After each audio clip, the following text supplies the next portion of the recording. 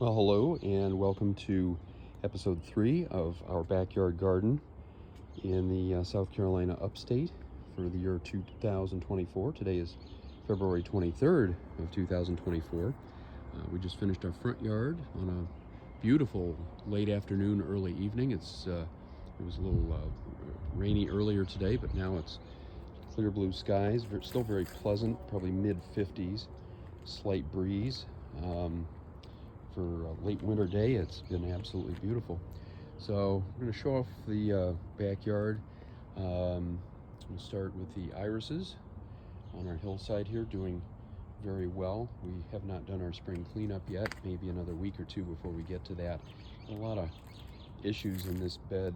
The iris is doing very, very well, but we had holly growing in here, big holly bushes, when we moved into this place 6 years ago. And we had taken them out, but they are hard to get out. They're very invasive, and they have come back, so we're going to have to chop those back to allow the irises to do a little bit better. Got some over here as well.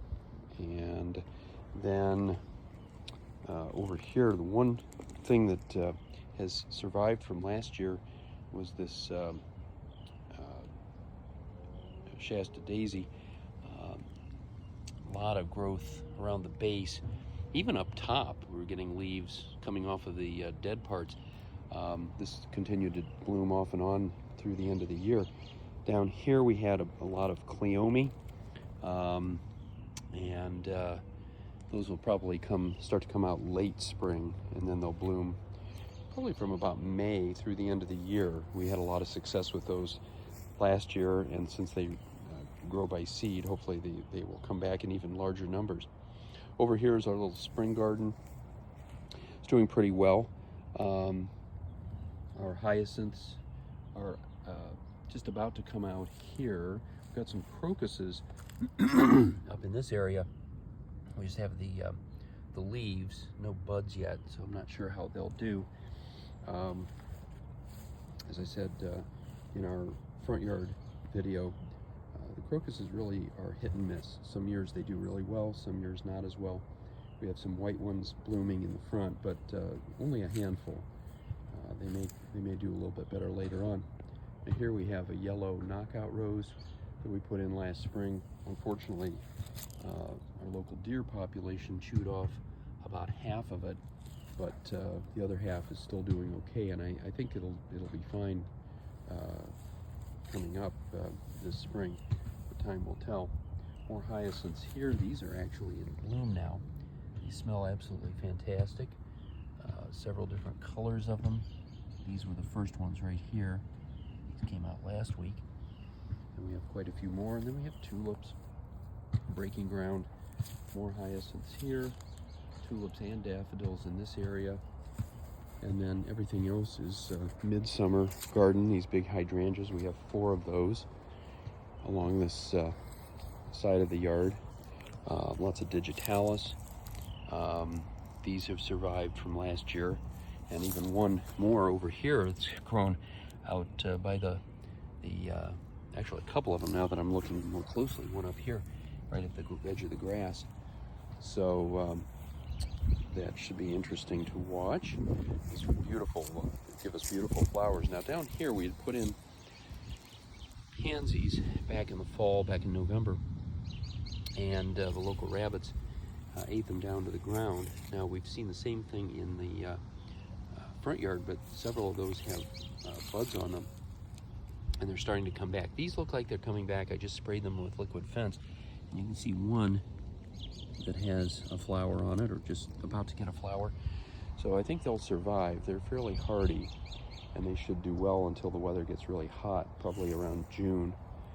Another digitalis over here, and then we have a butterfly bush, and we have a couple of these dwarf knockout roses. Hard to see. They're getting a lot of growth on them now, so they should start to flower in another month or so. And then we had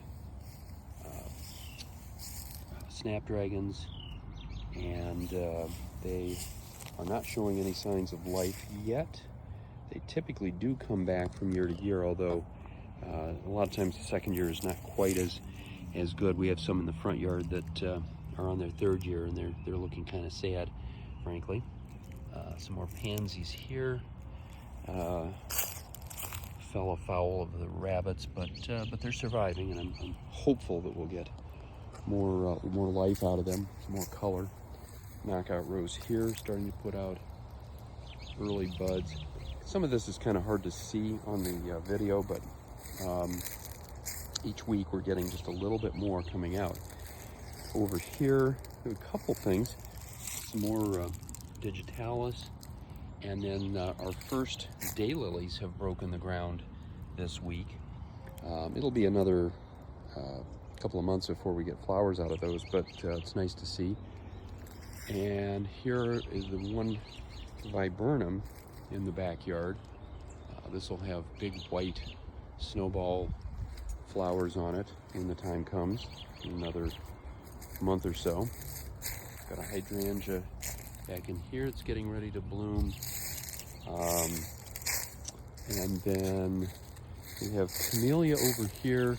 This one has never done terribly well. We put this in about 4 years ago. It does have one big bud on it, but for the most part, the rest of the tree has not, or bush or whatever, has not been especially exciting.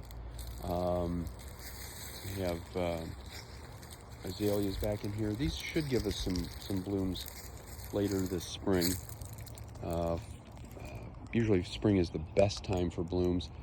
Fall, we get kind of a secondary blooming season, but spring is usually the best.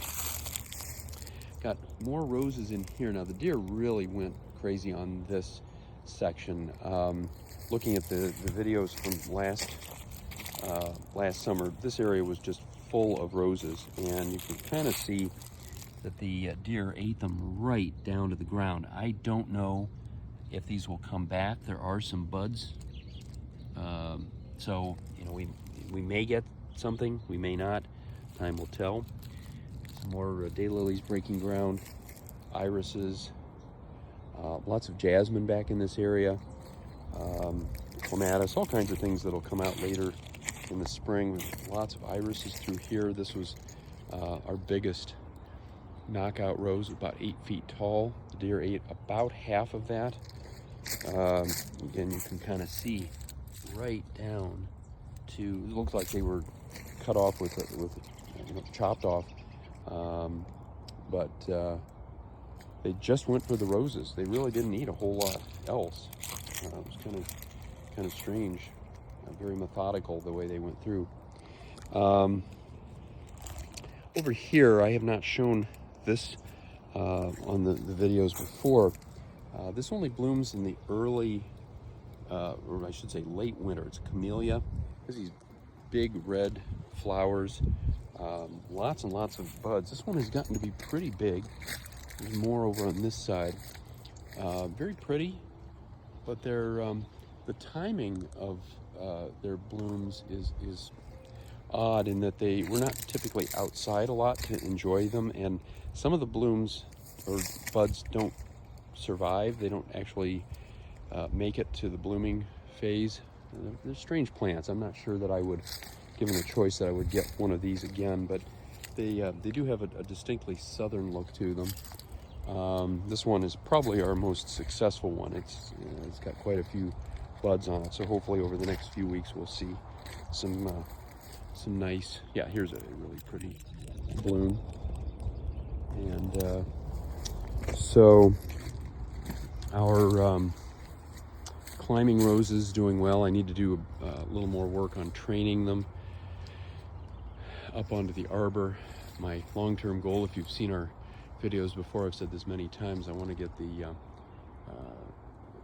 roses to come all the way across from the right side and meet the ones on the left side. The ones on the left side came up and they've just gone crazy. You can see them growing up into the sky, and that's been a good 2 or 3 years worth of that.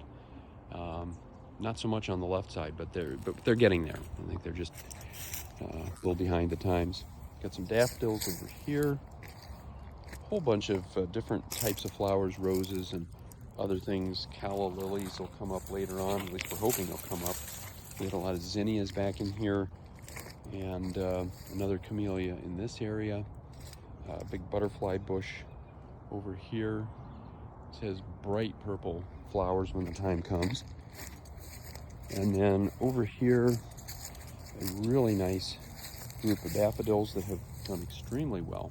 This is an area that we refer to as our dead zone because we've really struggled to get anything to grow. We don't have a good water supply in this area.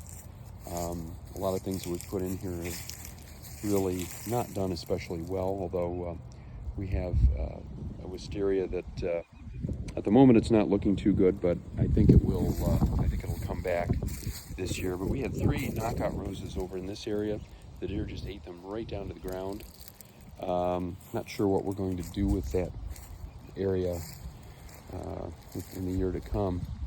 But we have big clematis over here, climbing roses when the time comes, another big wisteria back over the fence. I'm not even going to go down to show the lower bowl here, but this is not a real exciting area. This was canna last summer, irises, daylilies, black-eyed Susans, lots of things heading down to the pond. Not, like I say, not a real exciting area this time of year, but by late spring into the summer, it'll start to look really nice. And we'll finish up by the house. Even this area, this is mostly late spring and summer garden. We have irises back along here, roses, just all kinds of different flowers, but most of them are not doing anything right now.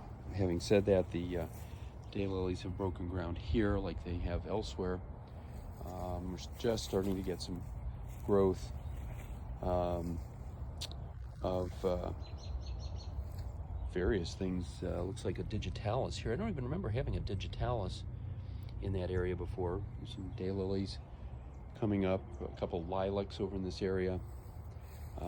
This area will start to come alive about a month from now. Another climbing rose here. This one had lots and lots of tiny pink blooms, and it bloomed right through December until the weather got really cold. This is a very happy plant. We get oriental lilies over in this area. Our one blueberry bush, tiny little thing, not terribly exciting, hasn't really grown at all. Gives us maybe 2 or 3 berries by the end of the year. And then we'll have hundreds of tomatoes coming up when the weather gets a little bit warmer. And we are back to the front. So there we go, another week. Things doing well, coming along as we would expect. And stay with us every week as we continue to show the progress of our garden through the season. And until next time, happy gardening.